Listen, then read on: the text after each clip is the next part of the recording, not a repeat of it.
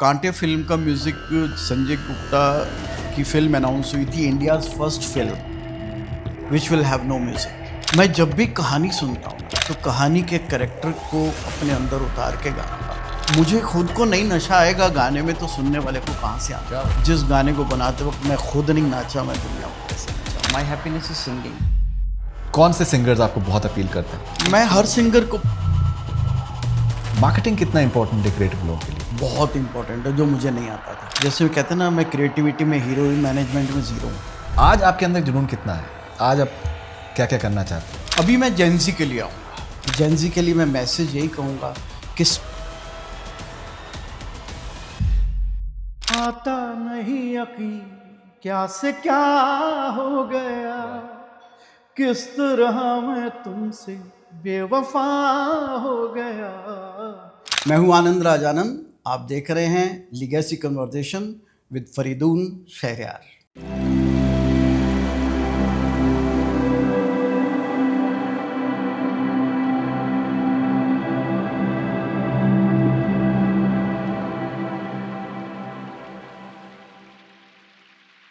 आज मेरे साथ में है Anand Raj Anand ji on this very special episode of Symbian health presents legacy conversations. Anand Raj Anand ji के नगमे जो है मैं आज सुबह से मैं सुन रहा हूँ। ना सिर्फ वो गज़ब के म्यूज़िक कंपोज़र हैं, लिरिसिस्ट भी हैं, गाते भी बहुत अच्छा हैं। जैसे उन्होंने मुझसे जिक्र किया कि वो तो गाने के लिए आए थे, म्यूज़िक कंपोज़र जो है वो इंडस्ट्री ने उनको बना दिया। फर्स्ट ऑफ ऑल बहुत बहुत शुक्रिया आपका मुझसे बात करने के लिए। हाउ आर यू, कैसे हैं आप? मैं बहुत अच्छा।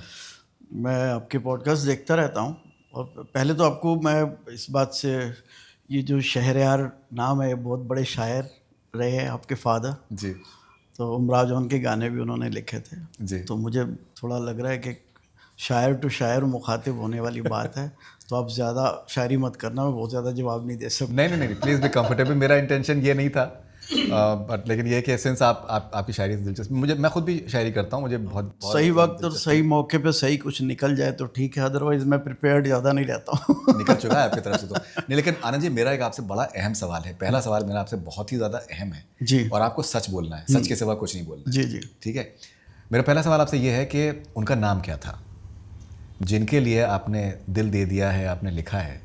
बिकॉज मैं इस बात को मानने को राज़ी ही नहीं हूँ कि ये आपकी ज़ाती ज़िंदगी से इसकी वाकफियत इस नगमे की नहीं है। आपने लिखा भी है, आपने कंपोज भी किया है, और जिस तरीके से आपने दिल से गाया है इसको, मतलब टूटा हुआ दिल, आदमी हाल आ जाए एकदम बिल्कुल रोते रोते। कुछ तो है, नाम तो बताइए आप मुझे। एक्चुअली कुछ है, कोई नाम नहीं है। हकीकत क्या होती है, मैं हर फिल्म का म्यूज़िक अलग तरह से देता हूँ। आपने देखा होगा मेरा एक पर्टिकुलर स्टाइल नहीं है। कांटे अलग था, वेलकम अलग, मस्ती अलग, मेरा एक पर्टिकुलर स्टाइल नहीं है। तो मैं जब भी कहानी सुनता हूँ ना, तो कहानी के कैरेक्टर को अपने अंदर उतार के गाना बनाता हूँ। और ऐसा कोई ज़ाती मसला इसमें नहीं है। मुझे अभी कोई ऐसी सिचुएशन मिल जाए कि जिस पे कोई मेरे दिल पे लग जाए बात, तो मैं दिल से कह दूंगा वो बात, फिर दिल से दिल तक ही जाएगी, इधर उधर नहीं जाएगी। लेकिन मुझे लगता है कि आपने एक्स्ट्रॉर्डनरी आपने काम किया है, बहुत बहुत अरसे से आपने काम किया है, लंबा काम किया है आपने। लेकिन क्या ये कहना शायद सही होगा कि आपको जो मैक्सिमम, आपको जो लोगों ने आके रोक के आपको जो अपने दिल से कहा होगा, वो इस नगमे के लिए शायद? इस नगमे के लिए, राइट, बहुत ये दिल दे दिया। एक्चुअली क्या है कि ये ना बड़ी सिंपल और डीप थॉट है। कई बार सिंपल बात आप उस सिंपल तरीके से कह जाते हैं, लेकिन गहरी बड़ी होती है। वो जो गहरी बात होती है, वो चाहे जेंजी हो चाहे मैच्योर ऑडियंस हो, गहरी बात अगर सादा अल्फाज में वजनदार बात कह दी गई हो तो वो दिल पे लगती है। आम जिंदगी की बात है, दिल दे दिया है, जहाँ तुम्हें देंगे दगा नहीं करेंगे सनम। अब जब सिचुएशन थी फिल्म में, जब इंद्र कुमार जी ने डिस्क्राइब की थी मुझे कि आनंद पूरी फिल्म कॉमेडी है, ठक ठक ठक ठक करके ऐसे फास्ट एडिट एकदम जा रही है, मुझे लग रहा है कि ये गाना रिस्की हो जाएगा। उन्होंने पहले, आपको पता है, पहले शो में ये फिल्म में गाना निकाल दिया गया था, ये बाद में गाना डाला गया था। अच्छा। Yes yes yes. ये क्या हुआ था कि फिल्म इतनी फास्ट जा रही थी कि एंड में आके उनको लगा कि स्लो ना हो जाए कहाँ फिल्म।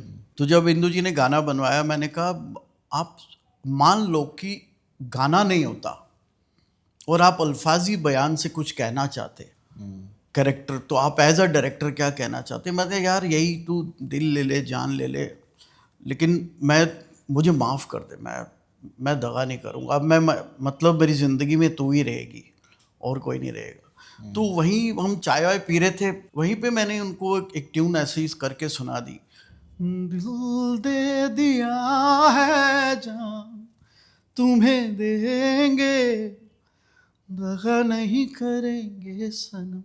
बस इतना टुकड़ा गाया, पिन ड्रॉप साइलेंस हो गई। आगे भी थोड़ा सा। नहीं, वो पिन ड्रॉप साइलेंस होगी, वो भी कहाँ से आई बात, जब इंदु जी ने बोला कि यार मैं भगवान की कसम खा के कहता हूँ, मैं मतलब ये इस तरह से वो नॉर्मल बात कर रहे हैं, तो मैंने भगवान को ये कर दिया, रब दी कसम यारा, रब दी कसम।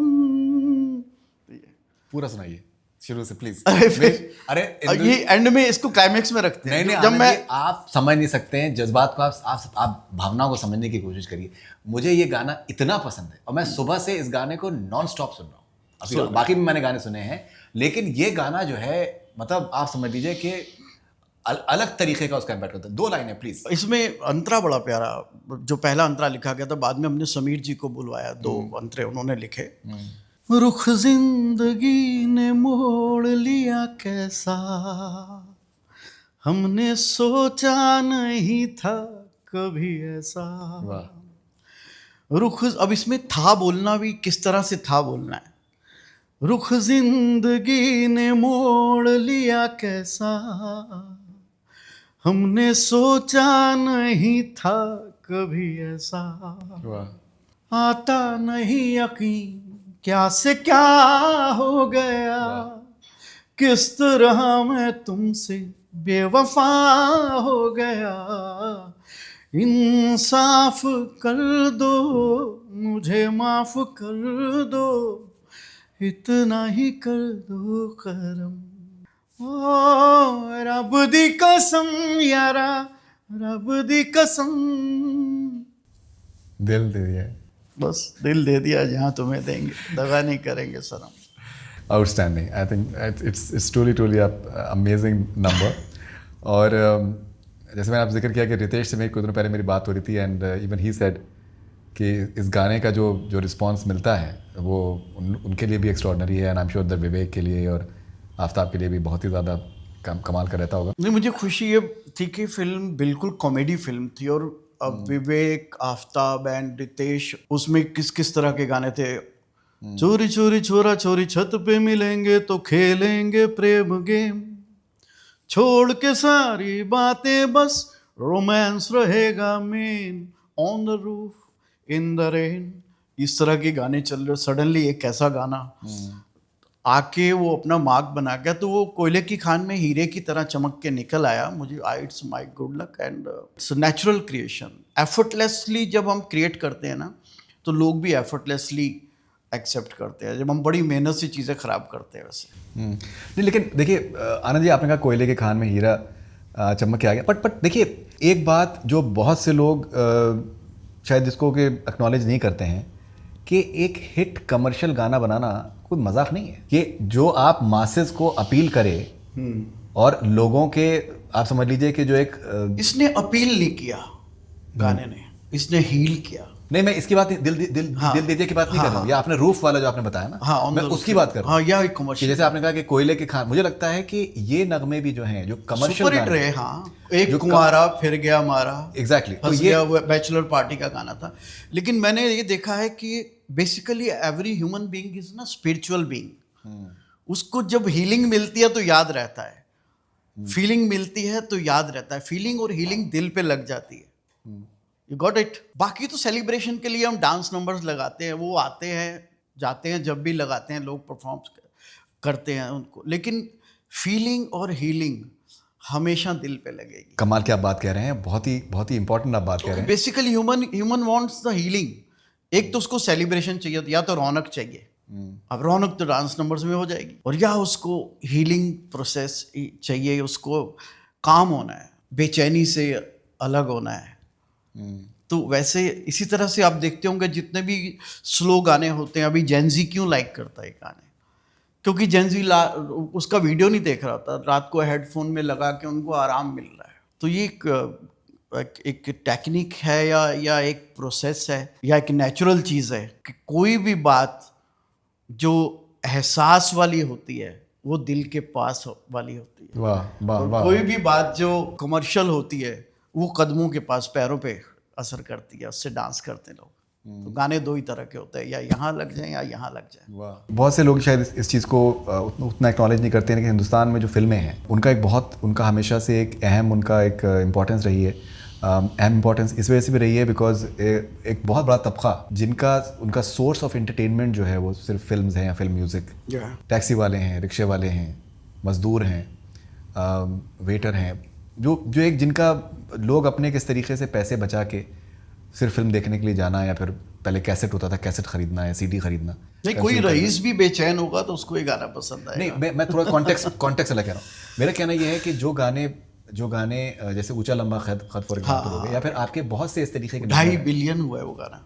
बहुत से आपके जो नगमे रहे हैं, 2.5 बिलियन। जी, गोविंदा साहब की जो फिल्में जिस तरीके से आपने जो आपके नगमे रहे हैं, वो मासेस को उनका अपील बहुत गजब रहा है, and they have spread a lot of happiness. तो मुझे लगता है कि उनको भी सेलिब्रेट करना बहुत ज़रूरी है, एंड शायद उनको उतना उस तरीके से अहमियत शायद नहीं दी जाती है because it's not may be that cool. नहीं मिलती है सही वक्त और सही मौके पे, जब भी परफॉर्म डांसेस होते हैं, लोगों की शादियां होती हैं, वेडिंग शोज करते हैं। बिल्लो रानी, ऊंचा लंबा कद, जलेबी बाई, होठ रसीले, सब अपने बनाए हुए गाने हैं। तो ये आग लगा देते हैं वहाँ पे, लोग नोट बरसाते हैं पागलों की तरह। तो वो थिरकन हो जाती है ना। तो वो थिरकन जब होश खो बैठता है आदमी, तो बिल तो तभी फटता है जब दिल फटता है। वाह। तो ये वो गाने भी बहुत, लेकिन मैं बताऊं मैं क्यों मेरे most of the songs flop नहीं रहे, उसकी वजह है आई एम ट्रेंड। मैं स्कूल से भाग भाग के फिल्में देखता था, और फिल्में देखता था तो मैंने फिल्म्स में देखा गाने दो ही तरह के होते हैं, एक जिनमें लोग उठ जाते हैं, एक जिनमें लोग बैठ जाते हैं, और कोई टाइप नहीं होता। तो दैट वाज द कॉज। मैं जब भी गाना, चाहे अइया मैया, एम छे केम छे, ओए राजू प्यार ना करियो, ऊंचा लंबा कद, कोई भी जित, इश्क समंदर, दिल दे अंदर माही वे, जो भी सॉन्ग्स आप नोट करेंगे, they are all different song from each other because the films are different. हर फिल्म की कहानी अलग है, उस कहानी की ज़मीन अलग है, उस ज़मीन की मिट्टी अलग है, उसकी खुशबू अलग है। तो जिस तरह की ज़मीन होती है उस तरह की, अब मैं गाना अगर गोविंदा के लिए अइया मैया बना रहा हूँ तो वो स्विट्ज़रलैंड में नहीं शूट कर सकते। करेक्ट। वो गांव के किसी अइया मैया कर रहा हूँ वहाँ पे। तो वो जो एक एक्सपीरियंस था मेरा कि मैं म्यूज़िक, मुझे देखिए गाने का शौक़ था। कंपोज़र हो या राइटर हो, अगर उसको गाने का शौक़ नहीं है ना, तो गाना लिखना और गाना बनाना बड़ा मुश्किल काम है। सबसे पहले तो कंठ अगर सरस्वती ने दिया है, तो जब सरस्वती कंठ देती है तो आप कुछ पढ़ते हो ना, कोई लिरिक्स भी, तो आप उसको पढ़ते नहीं हो, आप उस लिरिक्स को गाते हो। जब गाते हो तो वो धुन बन जाती है। तो धुन कागज़ पे लिखी होती है। कई बारी शायर इतना अच्छा कलाम लिख देते हैं, दिल चीज़ क्या है, आपके फादर ने लिखा, दिल चीज़ क्या है, आप मेरी जान लीजिए, बस एक बार मेरा कहा मान लीजिए। इसकी धुन कागज़ पे लिखी हुई है। और जब ख़याम साहब ने पढ़ा होगा तो ऐसे ही पढ़ा होगा, दिल, वो मैं तो अपनी ट्यून गाने लगा, दिल चीज़ क्या है आप मेरी जान लीजिए। तो एहसास कई बार कागज़ पे इस तरह से लिखे होते हैं। अभी थोड़े ट्रेंड्स चेंज हुए हैं कि जब से ग्लोबल साउंड डिज़ाइन आया, यूट्यूब आई, और ये उससे पहले तो नहीं थे यूट्यूब वगैरह, तो फिर अब लोग क्या करते हैं, कई बार धुन से इंस्पायर होके लिरिक्स बाद में लिखवाते हैं। लेकिन पहले टाइम पे मैंने देखा है कि मदन मोहन साहब, लग जा गले कि फिर ये हंसी रात हो ना हो, शायद फिर इस जन्म में मुलाकात हो ना हो, इसकी धुन थोड़ी पहले बनी होगी, इसके तो बोल पहले लिखे होंगे। धुन पढ़ते ही वैसा एहसास जागा होगा। नहीं, आपकी खैर ये तो बात बिल्कुल सही है, बिकॉज गज़ल जो आपने उमराव जान के आपने बताया वो तो पहले का कलाम लिखा हुआ था। हाँ, इवन सीने में जलन आंखों में तूफान सा क्यों है, इस शहर में हर शख्स परेशान सा क्यों है, ये पहले गज़ल आ चुकी थी, उस पर फिर जयदेव साहब ने उस पर कंपोज किया था। ये बात आप सही कह रहे हैं। एक और भी मैंने नोटिस किया कि वेलकम का एक फॉर एग्जाम्पल एक गाना होता है, और उसमें नाना पाटेकर साहब की एक सिचुएशन, और आप कहते हैं कि उसको एक शेर से हम करते हैं। हाँ। तो मुझे ये इतनी दिलचस्प एक बात लगी कि आप जो हैं एक हार्ड कोर कमर्शियल ईडीएम में भी आपने एक, और बड़ा सखील शेर है वो, हाँ, अच्छा खासा भारी भरकम शेर, क्या शेर है वो एग्जैक्टली? होश उड़ा देता है मेरा नूरे मुजस्सिम ऐसा तेरा। ये इसरार अंसारी करके एक शायर थे, उनका मेरे पास पढ़ा हुआ था शेर। तो जब ये अनीस बज़मी साहब, ये भी कमाल की कहानी है। वेलकम फिल्म मैं नहीं कर रहा था, मैं फिरोज़ खान साहब की फिल्म कर रहा था जानशी। तो फिरोज़ खान साहब अनीस बज़मी साहब की फिल्म में एक्टिंग कर रहे थे। तो मैंने फिरोज़ साहब से बोला, फिरोज़ साहब आप अनीस बज़मी को जानते रहे, मैं तो उसकी फ़िल्म कर रहा हूँ। मैं कहा नहीं सर, इतना करीब है क्या वो उन्हें बोल सकें, वो मुझे सुन लें एक बारी। कहता अरे मैं बोल देता हूँ। मैंने अनीस भाई को फ़ोन लगा दिया कि अनीस एक लड़का यार सुन ले, खतरनाक गाने, मुझे तो बहुत अच्छे गाने दिए। तो अनीस बज़मी साहब आए, तो पहली मीटिंग में ही मुझे इतना फायर था, I was like a volcano at that time. मैं जब नया नया आया था तो मुझे बहुत जुनून था इस बात का कि मैं, एक तो मैं, मुझे फियर था कि मैं बॉलीवुड से नहीं हूँ, दिल्ली से आया हूँ, और मैं यहाँ के तौर तरीके, फिल्म बड़ी कौन सी होती है, छोटी कौन सी होती है, मुझे मालूम नहीं था जी। तो मुझे सिर्फ एक ही शौक़ होता था, यार अच्छा गाना बनाया सुनाता हूँ किसी को, बस अच्छा गाना बनाया कोई सुन ले। तो बेसिकली कोई सुन ले मतलब मेरा गाया हुआ गाना सुन ले। क्या बात है। तो मैं गाता जब उस पे था तो आई यूज टू सिंग, मैं ऐसे टेबल पे सुना देता था उनको।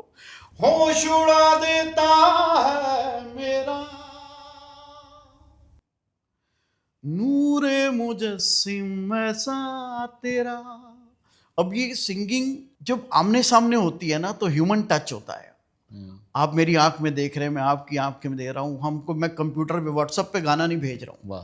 किसी को कि गाना सुन लो। वो पहला जो दौर था, महफिल लगती थी, आमने सामने बैठते थे, तो मुझे तो शौक होता था मेरा गाना सिलेक्ट होना एक बात की बात होती है, मुझे खुद को नहीं नशा आएगा गाने में तो सुनने वाले को कहाँ से आने क्या वाला बात है। है। वाह। जिस गाने को बनाते वक्त मैं नहीं रोया, उसमें मैं ऑडियंस को कैसे रुलाऊंगा। जिस गाने को बनाते वक्त मैं हील नहीं हुआ, मैं ऑडियंस को कैसे हील कहूँगा। वाह। जिस गाने को बनाते वक्त मैं खुद नहीं नाचा, मैं दुनिया को कैसे नचाऊंगा। क्या बात है। तो दिस इज ओनली फार्मूला। मैं हमेशा एज एन ऑडियंस अपने आप को समझ के मैं गाने फाड़ देता था जो मुझे एवरेज लगते थे, क्योंकि मुझे पता था थिएटर से उठ जाएंगे लोग इस गाने में। That's really commendable. ओके, इश्क समंदर की अगर बात करें, हाँ वंस अगेन बहुत ही इंटरटेनिंग और कमर्शियल नगमा। अरे यार ये तो कांटे की तो लेकिन बात ही है। इसका ये भी एक तरीके का मेटाफर, इश्क समंदर। दिल तो दे अंदर। इन द सेंस कि आप गाना आप कमर्शियल बना रहे हैं, लेकिन उसके अंदर जो एक बात है, जो वजन है, वो एक गाढ़ा उसके अंदर सोना उसके अंदर मौजूद है, which is wonderful. You know, Kaante film का म्यूजिक संजय गुप्ता की फिल्म अनाउंस हुई थी, India's first film which will have no music. जी, मैंने देखा आपका एक इंटरव्यू देखा था। It will be India's first film which will have no music inside the film. एक एल्बम बनाई जाएगी जिसमें वेरियस म्यूजिक डायरेक्टर्स होंगे। अब क्योंकि ऑडियो राइट्स बिकते हैं तो एल्बम बनानी ज़रूरी थी। ड्यूरिंग दैट टाइम मैं संजय गुप्ता से रेगुलर मिल रहा था, तो मैंने संजय जी से बोला, मैंने कहा संजय यार, इतने म्यूज़िक डायरेक्टर्स सबका नाम है, अनाउंस है, मैंने देखा है कि तुम एक एल्बम बना रहे हो, एक मेरा भी गाना ले लो। कहता यार क्या आनंद गाना बनाएगा, इसमें क्या एक्टर्स लोग, रॉबरी की फिल्म है, 45 साल से ऊपर के सारे हीरो हैं, फिल्म में हीरोइन नहीं है, तो मैं खाली एक एल्बम बना रहा हूँ कि टी सीरीज़ को वो गाने पसंद आ जाएं और एल्बम किसी भी म्यूज़िक कंपनी को अपील कर जाए और मेरी ऑडियो की भी डील हो जाए, लेकिन मैं फिल्म नहीं ख़राब करना चाहता। म्यूज़िक रॉबरी की एक कहानी है, उसमें बीच बीच में गाने डाल दिए तो कहानी ख़राब हो जाएगी। मैंने वो फिर भी यार कर क्या रहे कैरेक्टर। कहता कुछ नहीं यार, कॉलर खड़े हैं, सिगरेटें पी रहे हैं, अपना गुफा में बैठे हैं, प्लानिंग कर रहे हैं, नक्शे खुले हैं। तो रात को 3 बजे संजय गुप्ता, मैं और संजय दत्त साहब बैठे थे। संजय गुप्ता ने स्पेशली दत्त साहब को बुलाया, यार दत्त साहब एक लड़का आया दिल्ली से, खतरनाक कुछ चीज़ें हैं उसके पास, सूफी गाने भी हैं और ये भी है, ऐसे ही सुनते हैं, चलो मस्ती के लिए। तो अबाउट 3 o'clock मैंने कहा यार अगर तुम एक लाइन सुनाओ, ये कॉलर को थोड़ा सा ऊपर चढ़ा के, सिगरेट के धुआं का छल्ला बना के, सोचना है क्या जो होना है होगा, चल पड़े हैं फिक्र यारो धुएं में उड़ा के। अब उनकी कहानी ये थी कि पता नहीं एंड में वो जीत पाएंगे कि नहीं, माल उनके हाथ लगेगा कि नहीं। तो वहां पे मैंने हुक लाइन क्रिएट किया ये वाला, जाने क्या होगा रामा रे, जाने क्या होगा मौला रे। दोबारा सुनाया, 2 बार सुना, 3 बार सुना। दत्त साहब बोले यार एक गाना मैं गाऊंगा। एंड संजय दत्त सब खुद सेट के कॉलर को, तो उनसे गवाया था फिर हमने गाना। फिर उसके बाद कहते चल और गाने सुना तुम्हारे, फिर मैंने उनको वो सुनाया, माही वे मोहब्बत सच, फिर इश्क समंदर सुनाया। इश्क समंदर का ओपनिंग बहुत कमाल का था, उनको शेर बड़ा अच्छा लगा था ये, इश्क जब हद से पार हो जाए जिंदगी बेकरार हो जाए, इश्क इतना भी ना जता हो के वाह हुस्न सर पे सवार हो जाए। वाह, बहुत अच्छा। वो यार कहते इसको डुएट कैसे कर सकते हैं, तो मैंने पहला गाना तो लॉक हो गया, कहता ये गाना रख सकते हैं, इसको भी कहानी में कहीं फिट कर लेंगे, चल तो इसको डुएट कैसे कर सकते हैं, हमें लड़की तो लानी पड़ेगी ना कोई। तो फिर मैंने कहा सब इसके लिए तो मुझे टाइम दो। फिर 2-3 दिन टाइम लिया, फिर मैंने सुनिधि का पार्ट बनाया, वो मेरा यार मिला दे मुझको, 2 लाख दुआएं तुझको, दीदार बिना दिल भर के कुछ सूझ रहा ना मुझको, उसे दिल की बात बता देगा मेरी आंखों का मंजर, और इश्क समंदर दिल दे अंदर। ये पोर्शन आपका है? हाँ You sang it. कौन से सिंगर्स आपको बहुत अपील करते हैं? वेस्टर्न म्यूजिक भी मैं हर सिंगर को पसंद करता हूँ, क्योंकि जो अपना करता है वो अपना 100% करता है। नहीं, आपके जिनको आपने, जिससे आप इंस्पायर हुए, आपकी सिंगिंग इंस्पायर हुई? मेरी सिंगिंग इंस्पायर हुई, एक्चुअली मैं बहुत ज़्यादा सुनता था गज़लें।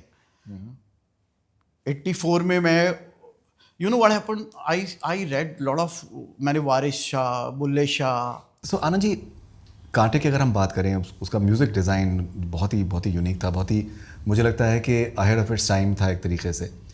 तो अगर कुछ उसके म्यूज़िक अरेंजमेंट्स के बारे में, म्यूज़िक प्रोडक्शन के बारे में अगर आप प्लीज़ बताएं तो। क्या आई डेफिनेटली टेल यू, जो ना जब मैं पहले आया था तो मैंने सबसे पहली फिल्म की थी मासूम, ये जो तेरी पायलों की छन छन है, झांझरिया, इस सब तरह के गाने थे। अब कांटे के गाने बिल्कुल अलग थे, और हमारे एक अहम बात थी कि संजय गुप्ता का बहुत बड़ा रोल था। और संजय गुप्ता ने इतनी सारी सीडीज़ कलेक्शन थी, उन्होंने सुनाई कि आनंद मेरे को ये ग्लोबल लेवल का साउंड डिज़ाइन चाहिए, क्योंकि फिल्म सारी LA में शूट हो रही है, इंडिया में एक भी सीन नहीं है फिल्म का, तो I want this should be very international album. तो मैं फिर काफ़ी अरेंजर्स जो ऑलरेडी काम कर रहे थे, जिनके साथ मैंने काम भी किया, मेजर साहब में काम किया, इसमें मासूम में किया, फिर कांटे जल्दी आ गई थी लाइफ में। देन मैं परेशान हो गया कि मैं जिन लोगों के साथ काम कर रहा था वो सब आर.डी. बर्मन साहब के टॉप म्यूजिशियंस थे, नदीम श्रवण के टॉप ग्रुप थे, एंड लक्ष्मीकांत प्यारेलाल साहब, ये सब। तो एक जॉनर ऐसा था कि जो मैंने संजय को बोला मैं किससे अरेंज कराऊँ, कहता मुझे नहीं पता किससे अरेंज, मुझे तो ये साउंड ये चाहिए। तो I was not familiar with Bollywood too much कि मैं किसके पास जाऊँ। तो मेरा एक दोस्त था जतिन शर्मा, जो जूहू में जिसका छोटा सा स्टूडियो था, ही वॉज एसएमिस था। तो मैंने उससे बोला यार मैं कोई फिल्म कर रहा हूँ जिसमें मुझे बहुत इंग्लिश लेवल का, इंटरनेशनल लेवल का साउंड डिज़ाइन चाहिए, तो can you suggest me something. कहता यार एक गुवाहाटी में एक लड़का है ध्रुव ज्योति फुकन, वाह, तो वो बहुत टैलेंटेड है, वो उससे तो मिल ले। तो मैं उससे मिलने की बजाय मैंने कहा तू मेरी पहले फ़ोन पे तो बात करा। फ़ोन पे बात की, मैंने कहा ऐसे ऐसे मेरे पास एक ग्लोबल साउंड डिज़ाइन कुछ करना है मुझे, तो मैं कैसे जान सकूं कि मैं इमीडिएटली आपको बुला के यहाँ पे काम तो नहीं दे सकता, मुझे परखना तो पड़ेगा। कहते तो how do you want to. तो मैंने उनको कुछ गाने भेजे, ऑलरेडी रिकॉर्डेड इंग्लिश सॉन्ग्स, या 1-2 रहमान साहब के भी भेजे। मैंने कहा तुम ना ये गानों को एज इट इज़ मुझे बना के भेजो, 80% भी मुझे मिल गया ना, मुखड़ा रंतरा बनाओ, पूरा गाना मत बनाना। अगर मुझे 80% साउंड समझ में आ गया तो मैं गुवाहाटी आके तुम्हें लेने आऊँगा। वाह, तो उन्होंने 1 महीना लिया, वो साउंड मुझे जब भेजा तो आई अंडरस्टूड कि उनके पास एक टीम है वहाँ पे, गिटारिस्ट अलग और ये ऐसा रॉक बैंड्स वगैरह, और वहाँ पे बड़े शिलोंग में और असम में म्यूज़िक बड़ा गजब है। अलग, नॉर्थ ईस्ट का तो कमाल। तो गजब। और आपको पता है जुबिन गर्ग की लाइफ का सबसे पहला गाना ये था, जाने क्या होगा रामा रे, ये लाइन उन्होंने सबसे पहली बॉलीवुड में गाई थी। जी जी। हाँ, तो मैं गुवाहाटी चला गया, वहाँ पर मैं 15 दिन 20 दिन रहा। उनको कहता नहीं हम तो यहीं से बनाएंगे, बॉम्बे नहीं आएंगे, we can't leave our families. मैंने कहा आप आ जाओ, जो भी कमर्शियल बात करनी आप कर लो मेरे से। And things happened, he came here. तो फिर उनको प्रोग्रामर्स ऐसे चाहिए थे कि बॉलीवुड में म्यूजिक कीबोर्ड प्लेयर्स और इस तरह के जो उस टाइम पे सबसे जो कमाल का काम जिंगल्स में करते थे, जो बॉलीवुड को हेट करते थे, वो सलीम सुलेमान थे। तो सलीम सुलेमान के पास अप्रोच किया मैंने कहा सलीम भाई मेरे पास एक ये टॉप के अरेंजर हैं वहाँ के गुवाहाटी के, आप कहते यार बॉलीवुड यार। मैं कहनी it's not Bollywood, it's international music की कोई एल्बम करनी है। फिर उनको जब सुनाया कि ये साउंड डिज़ाइन चाहिए, ये चाहिए, then Salim Sulaiman agreed to do the film. फिर सलीम सुलेमान, कल्याण बरुआ वाह। एंड ध्रुव, इन सब ने बड़ी मेहनत की। बहुत हमने 2-3 महीने में कांटे का म्यूज़िक बनाया। So, Salim Sulaiman also helped in programming. Salim Sulaiman, I am very thankful to them कि वो हालांकि बॉलीवुड को बहुत ज़्यादा उस टाइम उन क्रेज़ भी नहीं था, उनको बॉलीवुड का काम करने का, ज़्यादा जिंगल्स का ही काम करते थे। उन्होंने 200 गाने किए मेरे साथ एज अ म्यूजिशियन। अच्छा, या that is incredible. और कोई बड़े बड़े गाने जो अगर आप बताएं जो सलीम सुलेमान साहब पे थे? सारे मोस्टली जितने भी 100-200 गानों में से अब मैं कौन कौन सा चुनूँ। एक टीम बन गई थी ना, एक टीम बन गई थी, हर गाने में ही उनको। फिर हमारा ऐसा हो गया कि एक ऐसा ऑटो पायलट पे हो जाता ना, ध्रुव फ़ोन कर दिया, ध्रुव एक गाना है, हाँ सलीम सुलेमान इतने बजे पहुंच जाएंगे। मेजर साहब के भी गाने उनके साथ किए थे। इवन मेरा गाना सलीम सुलेमान ने अकेले किया था, अरेंजर भी नहीं था उसमें कोई।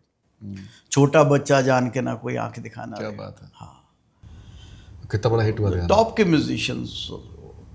आई एम वेरी प्राउड कि today they have made their own label और आगे जिस तरह से वो काम कर रहे हैं। लेकिन अल्टीमेट उनका बहुत हाथ रहा है। सो आनंद जी, आपने रहमान साहब का जिक्र किया, तो एक जो ये जो आजकल डिबेट चली हुई है कि म्यूज़िक कंपोज़र जो है, बड़ा म्यूज़िक कंपोज़र या कोई बड़ा डायरेक्टर, फिल्म का डायरेक्टर वही है जिसका काम मेनली कोलैबोरेशन करना है, कि उसका अच्छे से अच्छे टैलेंट को साथ में लेकर आना, और उसके बाद फिर फाइनल चॉइस उसका है, फाइनल सिलेक्शन उसका है कि भाई ये जो है एक जो पूरा स्ट्रक्चर है, फाइनल स्ट्रक्चर जो है वो म्यूज़िक कंपोज़र के हाथ में है। कोलैबोरेशन जो है वो कितना ज़रूरी है कि अगर किसी ने म्यूज़िक अरेंजमेंट में अगर कोई एक पीस बनाया है, इसका मतलब ये नहीं है कि म्यूज़िक जो है वो उसका हो गया। मैं The fact that music इस बात का मैं जवाब नहीं दे पाऊंगा, क्योंकि मैं ना दिल्ली का देसी बंदा हूँ, यहाँ का बॉम्बे का। टेक्निकली मैं इसमें घुसना ही नहीं चाहता। मुझे तो इस बात की बड़ी खुशी है कि रहमान और मैं साथिया में फिल्म फेयर में अवार्ड में नॉमिनीज में थे। और मुझे पता था कि अब Saathiya was compose by Rahman, written by Gulzar sahab, directed bye Yash Chopra. उसमें लता मंगेशकर जी भी प्रोड्यूसर थी पहली बार जॉइंट प्रोडक्शन में जी। एंड मैं कांटे में सिर्फ अकेला था। Compose, written and sung by almost all the songs by me. तो मैंने कहा मेरे लिए इससे बड़ी क्या इज्जत होगी कि फिल्म फेयर अवार्ड में मैं रहमान के साथ नॉमिनीज में हूँ। तो मेरे लिए बहुत वो अपने आप में अवार्ड था, चाहे अवार्ड साथिया को मिला, लेकिन I respect jury and film fair for giving me equal, कि देखते हैं दोनों में से कौन जीतेगा। मेरी बहुत बड़ी जीत थी ये कि मैं उस में नॉमिनी में था। पिछले कुछ टाइम से आपके कुछ इंटरव्यूज़ आपके सामने आ रहे हैं। फिर होता क्या है कि बहुत ही कमाल के जो कंपोज़र्स हैं, आर्टिस्ट हैं, जब वो अपने काम के बारे में जब वो जिक्र करते हैं तो बहुत से लोगों को एहसास होता है कि यार ये तो बड़ा कमाल का उन्होंने काम किया है, शायद जितना सेलिब्रेट उनको करना चाहिए था उतना अब तक उनको शायद सेलिब्रेट किया नहीं है। मार्केटिंग कितना इंपॉर्टेंट है क्रिएटिव लोगों के लिए, अपने आप को मार्केट करना? बहुत इंपॉर्टेंट है, जो मुझे नहीं आता था। I was a total creative person and zero strategic person. जैसे कहते हैं ना, मैं क्रिएटिविटी में हीरो हूँ, मैनेजमेंट में ज़ीरो हूँ। तो since the reason was that I was from Delhi, तो we were not from a creative factory. मेरे फादर की ज्वेलरी का उनका काम था, तो lot of top jewellers used to give kilos of gold to our factory and our father used to be 500 mangalsutra बना दो, इतना ये बना दो। तो वो मैं गोल्ड फैक्ट्री थी, क्रिएटिव फैक्ट्री नहीं थी। I was the only person gifted bye God के डैड को थोड़ा गाने का शौक़ था, शायद उनसे कंठ मिला मुझे, लेकिन मुझे शौक़ शुरू से ही एक ही चीज़ का था, गाने का। जब मेरे हाथ में माइक आता था ना, और उस टाइम पे ऑर्केस्ट्रा पार्टीज में मैं बोल के आता था, भैया पैसे नहीं चाहिए, गाने गाने गाने 2-4 मेरे को। जब मेरे हाथ में माइक आता था वैसे ही लगता था मुझे जैसे बिल्डर के हाथ में प्लॉट आ गया। तो happiness is my happiness is singing. अब उस सिंगिंग का मुझे फ़ायदा हुआ, मैं उसी से कंपोज़र बना, उसी से मेरे जितने भी गाने ओए राजू, जो भी मेरे हिट गाने, ऊंचा लंबा कद किया, जो मैं गाना चाहता था मैंने गाए। And there it happens only in India, and track record 100% है, एक भी गाना अपना गाया हुआ मेरा एवरेज नहीं निकला। तो मेरे खुदा की कुदरत है, उन्होंने मुझे बख्शा है, and I am so happy कि उसमें अच्छा दूसरी बात ये आप सोच रहे होंगे कि कंपोज़र और राइटर बनने का क्या चक्कर था। ये चक्कर नहीं था, इस चक्कर में मैं फंस गया था, क्योंकि मैं दिल्ली में 1984 में, लोगों को मेरा ये सफ़र तो याद है कि मैं 95 में आया हूँ, लेकिन मेरे 11 साल की तड़प, जो मैंने 11 साल मैंने शायरियाँ की, लिखे गाने और जो गज़लें लिखी, वो किसी को नहीं पता वो मैं क्यों करता था। मुझे रोग हो गया था इस चीज़ का कि यार लिखना है, बनाना है, मेरे लिए कौन लिखेगा, मैं कहाँ से लाऊंगा समीर, मैं कहाँ से लाऊंगा जावेद अख्तर, मैं कहाँ से लाऊंगा गुलजार, मेरे लिए कौन लिखेगा, अगर लिखेगा नहीं तो मैं गाऊंगा क्या, डाडा डाडा धुन गाऊंगा क्या। उस चक्कर में मुझे लिखने का शौक़ हो गया। तो मेरा लाइफ का पहला गाना वही था, हालांकि ज्वेलरी शॉप थी तो इसलिए पहला गाना झांझरिया लिख दिया हमने ताकि डैडी को लगे खानदानी बिजनेस नहीं छोड़ा इसने। दूसरा भी वो था, ये जो तेरी पायलों की छन छन है। इट हैपन्स ओनली इंडिया में भी, जहाँ पाँव में पायल, हाथ में कंगन हो, माथे पे बिंदिया, it happens only in India. तो वो एक पार्ट, जोक्स अपार्ट, लेकिन मेरी मजबूरी ही ये बन गई कि मुझे अगर आइडेंटिटी क्रिएट करनी है, मुझे एक ऑर्केस्ट्रा पार्टी सिंगर नहीं बनना है कि जो दूसरों के गाने गाता है, मुझे अपने गाने गाने थे। वो अपने गाने गाने के लिए मैं अपने गाने बना के बॉम्बे ले आया। जब मैं बॉम्बे ले आया, मेरी मुलाकात जब प्रवीण भाई से हुई टी सीरीज़ कंपनी में, बीच में कई किस्से, वो मैं सब इंटरव्यूज़ में बोल चुका हूँ, बहुत लंबा हो जाएगा फिर। तो प्रवीण भाई ने बोला, 12 गाने मैंने उनको कैसेट में सुनाए, रिकॉर्डेड। मैं अपना प्रिपेयर होके आया था विद माय प्रोडक्ट। मैं बात नहीं करने आया था सर मुझे कुछ बनना है, मैं सर कुछ लाया हूँ सुनोगे। तो उन्होंने सुने गाने, बोले कि पहला गाना था वो, कहता है पल पल तुमसे हो के दिल ये दीवाना, एक पल भी जाने जाना मुझसे दूर नहीं। वो ये जो तेरी पायलों की छन कंप्लीट करी ना सर, झांझरिया, कंप्लीट करी ना इसको। अरे मेरा बहुत पसंदीदा गाना है। अरे मुश्किल होता है गाना, सुबह सुबह अपना, वो भी गला गर्म नहीं है, तो मैं नहीं चाहता हूँ कि ऐसे ही बेसाख्ता गाते गाते कोई गलती कर जाऊँ। तो वो फिर 12 के 12 गाने सुनने के बाद प्रवीण भाई ने बोला कि टाइम ऑडियो वीडियो कंपनी, बोले ये लिखे किसने। मैं कहा जी लिखे तो मैंने ही है। कहते गाए किसने। मैं कहा जी गाए तो मैंने ही है। कहते तो धुन किसकी है। मैं कहा जी धुन तो मेरी है। कहते यार तू पहले कैसेट ले जा अपनी, पहले तीनों में से तुझे बनना क्या है वो सोच के आ। धुन भी मेरी, गाना भी मेरा, ट्यून भी, व्हाट यू वांट। मैं कहा sir I want to sing, मैं अपनी एल्बम बनाने आया हूँ। जैसे हसन जहांगीरी की पाकिस्तान में एल्बम आई थी, हवा हवा खुशबू लुटा दे, I just want to become a pop singer. उस टाइम पे पॉप सिंगर्स का रिवाज नहीं था इंडिया में, कोई ऐसा था ही नहीं।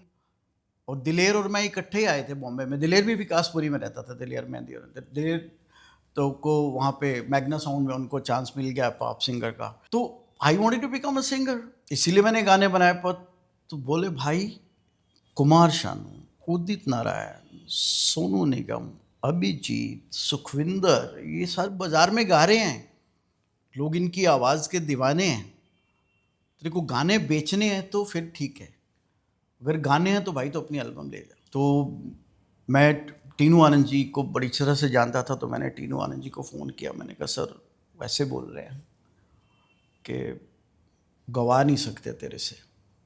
तो it was a pain because I wanted to, मैंने गाने बनाए इसीलिए कि मुझे गाने। तो कहते यार पागल मत बन, तेरे पास तो 300-400 गाने हैं, पूरा ब्रीफ केस तू भर के लाया। तो कह रहा है 10-11 साल मेहनत किया तूने, सारे थोड़ी गाएगा। जो दूसरों से गवाने दूसरों से गवा ले, म्यूजिक डायरेक्टरी तो सिंगर को चांस देता है, अपने आप को जब मर्जी चांस दे देना। तो that logic I understood and मैंने कहा ठीक है सर। तो वो प्रवीण भाई भी जवाब नहीं था उनका, उन्होंने ऐसे कुर्सी से नीचे ऐसे, मैंने बोला शायद सोचा खुजली कर रहे हैं, मुझे नहीं पता था 2 लाख रुपए निकाले टेबल पे रख दिए। बोला चल अब ये ना जितने गाने हैं तुझे, इतने से ये 6 गाने हमने ले लिए हैं and that was the beginning of journey for me. आप स्कॉर्पियो हैं फ्रॉम व्हाट आई अंडरस्टैंड। आप 14 नवंबर को आपकी बर्थडे 15 या 14। आज आपके अंदर जुनून कितना है? आज आप क्या क्या करना चाहते हैं? अभी मैं जेंजी के लिए आऊँगा।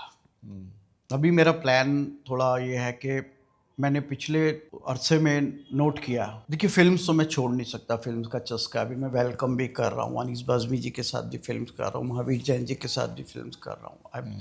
मैं वापस आया हूँ अभी दोबारा मूड में। 6-7 साल 8 साल जो मैं गायब था, वो भी इसीलिए गायब था कि जब कोई इंसान सिंहासन छोड़ता है अपना, मैंने एक ब्रेक ले लिया था 1-2 साल, क्योंकि 10 साल मैंने इतना काम किया था, मेरे पास वक्त ही नहीं था। मैंने कहा चल यार थोड़ा तो ब्रेक लेते हैं। मैं हमेशा कहता हूँ, अब मैं रियलाइज़ करता हूँ, जब इंसान का वक्त अच्छा होता है तो उसके पास सब कुछ होता है, सिर्फ वक्त नहीं होता। अच्छे वक्त में आपके पास वक्त नहीं होता। तो वो जो वक्त चल रहा था उसको मैंने ये सोच के करे, ये तो मतलब अब कौन अपने को करेगा। कभी भी फिल्म आ जाएगी, 1-1.5 साल ब्रेक ले लेते हैं, बच्चों के साथ थोड़ा घूमें, ट्रैवल करें।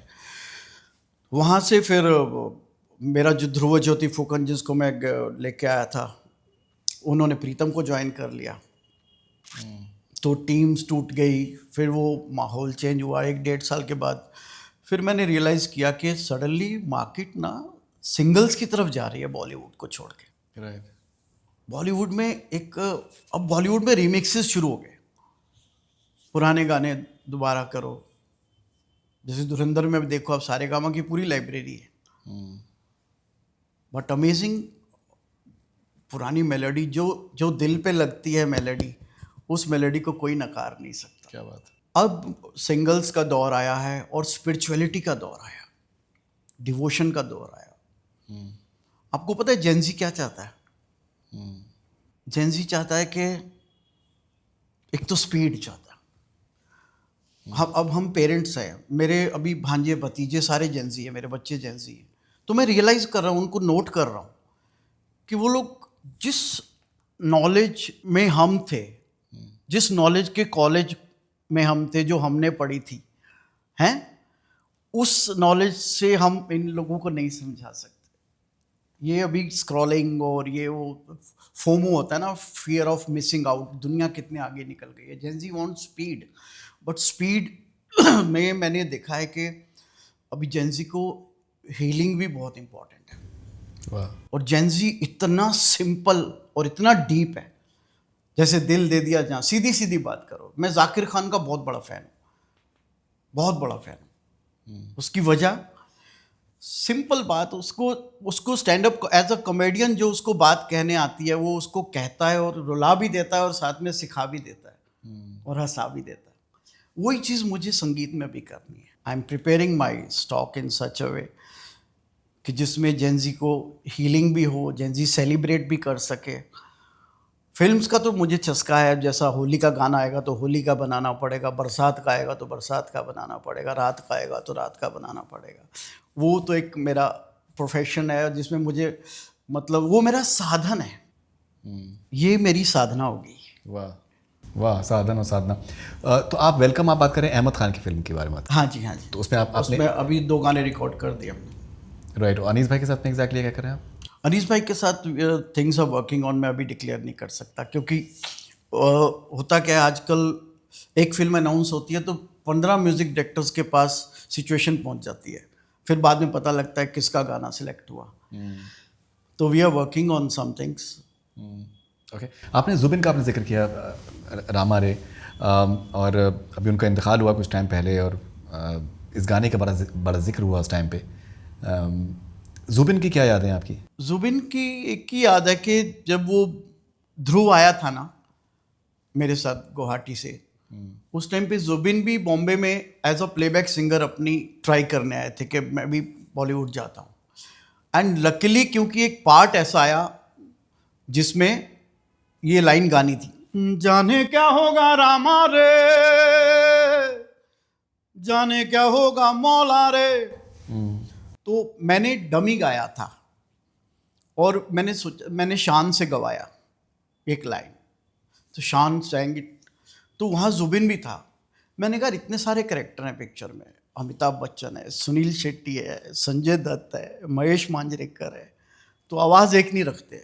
तो एक जाने जाने का होगा हमारे, मैंने गाया, एक उन्होंने गाया, एक जुबिन ने गाया। Right. And what a singer, क्या क्या गजब का सिंगर म्यूजिशियन जुबिन गर्ग। या वो क्या होता है, कुछ लोग कुदरत से जैसे बनकर आते हैं ना वैसे ही रहते हैं, ड्रामेटिक नहीं होते हैं, फकीरी अंदाज में अमीर होते हैं वो। फकीरी अंदाज में अमीर होते हैं। हाँ, वो अपना अंदाज नहीं छोड़ते। वो that was Zubeen Garg for you. क्या ही वाज फकीर आदमी था। उसके बाद आपने उनसे उनके साथ काम किया आफ्टर? दोबारा आज से मौका नहीं मिला।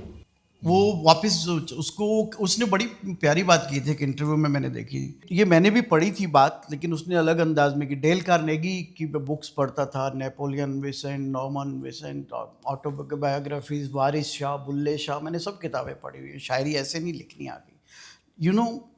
आप कंपोजर गॉड गिफ्टेड हो सकते हैं, आप सिंगर गॉड गिफ्टेड हो सकते हैं, बट आप राइटर गॉड गिफ्टेड नहीं हो सकते। राइटर मेहनत से बनता है, तजुर्बों से बनता है, दर्द से बनता है, उस एहसास से बनता है, खुशी से बनता है। राइटर को जब लिखना आ जाता है तो उसको जो नशा आता है वो नशा किसी कंपोज़र को भी नहीं आ सकता, क्योंकि उसको पता होता है ये मेरी जद्दोजहद से मैं बनाऊं, ये मुझे डायरेक्ट ऊपर से नहीं आया। हालांकि पहली ख्याल कोई चीज़ आमद होती है, वो तो एक बूंद की तरह बरसती है। जैसे इकबाल साहब कहते थे ना, एक शेर टपका है। क्या बात। गालिब साहब कहते थे एक शेर सुनिए, लेकिन इकबाल साहब कभी नहीं कहते थे एक शेर सुनिए, वो एक शेर टपका है। लाइक जैसे बारिश की बूंद कोई बना नहीं सकता ना, गिरती है, वैसे जब हमें कोई सिचुएशन आती है तो हम कुछ लिख नहीं सकते, वो कुछ गिरता है, एक आमद होती है, जैसे ट्यूबलाइट की ब्लिंक होती है ना, एक ब्लिंक की तरह कोई चीज़ आ जाती है। अब उस बूंद को दरिया बनाना होता है मेहनत से, लेकिन पहली बूंद ईश्वर से आती है। एक शेर है, एक शायर है, उनका उनका एक ही शेर मशहूर है, बड़ा कमाल का शेर उनका है। उनको एग्जैक्ट मुझे नाम इस वक्त मुझे जहन में नहीं है, लेकिन उनका शेर ये है कि दैट आदमी शायर या तो होता है, आदमी शायर या तो होता है या फिर नहीं होता है, नहीं होता है, बीच का कुछ नहीं है। बिल्कुल बिल्कुल सही कह रहे हैं। सो आनंद साहब बहुत बहुत शुक्रिया आपका, हमसे आने के लिए, बात करने के लिए, और इतने कमाल के पर्सपेक्टिव्स शेयर करने के लिए। And I am excitedly looking forward to your future ventures. और बहुत ही आपने अहम काम किया है। एंड बहुत ही यूनिक कॉन्टेक्स्ट आपका ये है कि आप लिखते भी हैं, आप गाते भी हैं, आप कंपोज भी करते हैं, और बहुत यूनिक शख्सियत आपकी है। Thank you very much and all the best wishes sir. हाँ, मेरी एक बस यही ख्वाहिश है, I want to give a message to new people who want to come in this field. इसमें क्या होता है, किसी के पास गला है, किसी के पास कला है, वाह। लिखना कंपोज करना सब एक को नहीं आता, तो घबराए नहीं, स्ट्रगलर्स मिलके टीम बनाए, दोस्त बनाए, ऐसे जिसको लिखना आता है, जिसको गाना आता है वो लिखने वाले को दोस्त बनाए, जिसको लिखना आता है वो दोनों मिलके प्रोडक्शन वाले को दोस्त बनाए। आज पूरा यूट्यूब खुला है, पूरी दुनिया खुली है, कोई भी अपना गाना कर सकता है। और जेनजी के लिए मैं मैसेज यही कहूँगा कि speed is not important, team is important. Once you made the team, speed will automatically come. Wow, that's beautiful, beautifully said. So that was Anand Raj Anand in a very special conversation on the Simian Health Presents Legacy Conversations. I'm sure that you're going to enjoy it. Thank you very much.